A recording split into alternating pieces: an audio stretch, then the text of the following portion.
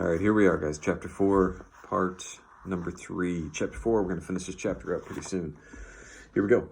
Lenny watched her, his mouth half open. Crooks had retired into the terrible protective dignity of the Negro. But a change came over old Candy.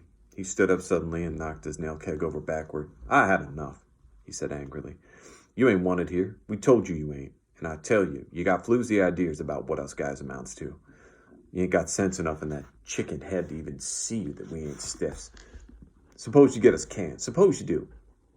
You think we'll hit the highway and look for another lousy two-bit job like this? You don't know that we got our own ranch to go to and our own house. We ain't got to stay here. We got a house and chickens and fruit trees, a place 100 times prettier than this, and we got friends. That's what we got. Maybe there was a time when we was scared of getting canned, but we ain't no more. We got our own land, and it's ours. And we can go to it." Curly's wife laughed at him. "Baloney," she said. "I've seen too many of you guys. If you had 2 bits in the world, why, you'd be in getting 2 shots of corn with it and sucking the bottom of the glass. I know you guys." Candy's face had grown redder and redder, but before she was done speaking, he had control of himself. He was the master of the situation. "I mighta knew," he said gently. "Maybe you just better go along and roll your hoop. We ain't got nothing to say to you at all. We know what we got, and we don't care whether you know it or not. So maybe you better just scatter along now, 'cause Curly maybe ain't gonna like his wife out in the barn with us bindle stiffs." She looked from one face to the other, and they were all closed against her. And she looked longest at Lenny, until he dropped his eye in embarrassment. Suddenly she said, "Well, where'd you get them bruises on your face?" Lenny looked up guiltily. "Who, me?" "Yeah, you."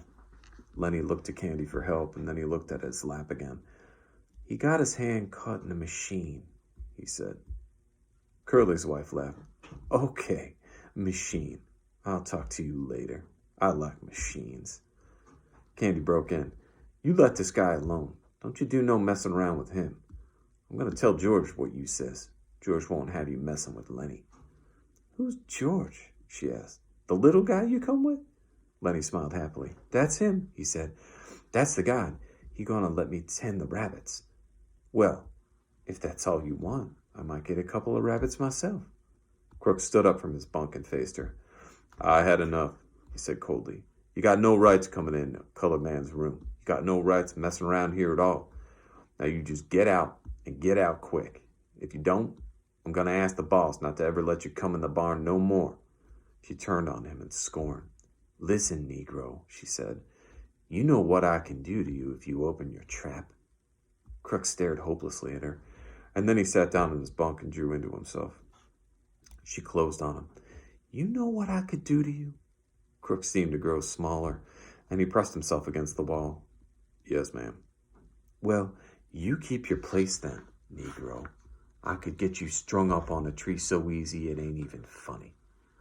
Crooks had reduced himself to nothing. There was no personality, no ego, nothing to arouse either like or dislike. He said, "Yes, ma'am," and his voice was toneless.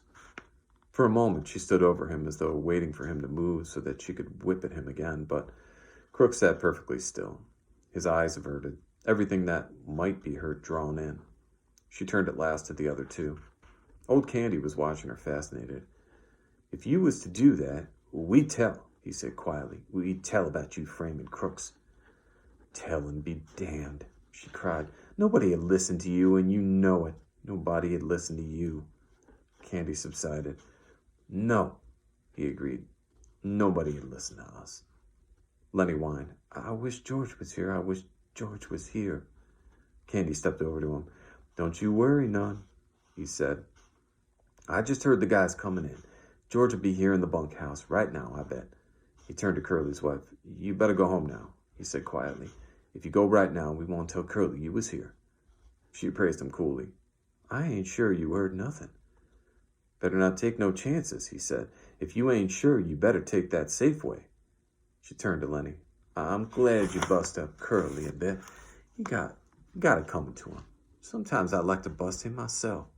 She slipped out the door and disappeared into the dark barn, and while she went through the barn, the halter chains rattled, and some horses snorted, and some stamped their feet. Crooks seemed to come slowly out of the layers of protection he had put on. Was that the truth, what you said about the guy's come back? He asked. Sure, I heard him.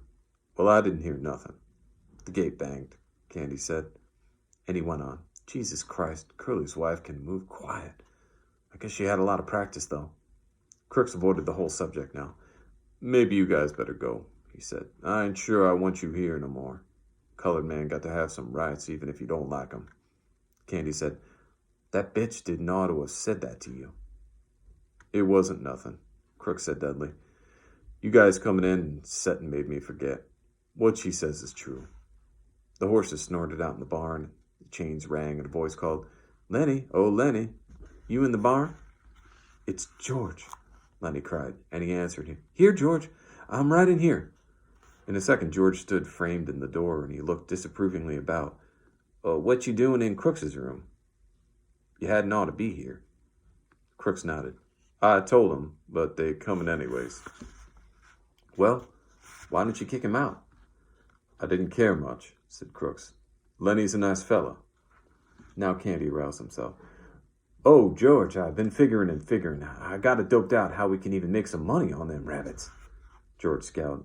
I thought I told you not to tell nobody about that. Candy was crestfallen. I didn't tell nobody but Crooks. George said, Well, you guys get out of here. Jesus, seems like I can't go away for a minute. Candy and Lenny stood up and went toward the door. Crooks called, Candy. Huh? Remember what I said about hoeing and doing odd jobs? Yeah, said Candy. I remember. Well, just forget it, said Crooks. I didn't mean it, just fooling. I wouldn't want to go to no place like that. Well, okay, if you feel like that. Good night. The three men went out the door. As they went through the barn, the horses snorted and the halter chains rattled. Crooks sat on his bunk and looked at the door for a moment. Then he reached for the liniment bottle. He pulled it out of his shirt in the back, poured a little liniment in his pink palm, and reaching around, he fell slowly to rubbing his back. All right, that's chapter 4, guys. Thanks for hanging with me on that one. Yes, it is still snowing. Chapter 5 will be coming up next week, Tuesday. Chapter 6 on Thursday. Hope to see you then. Not see you, but I hope you see me then. Take care.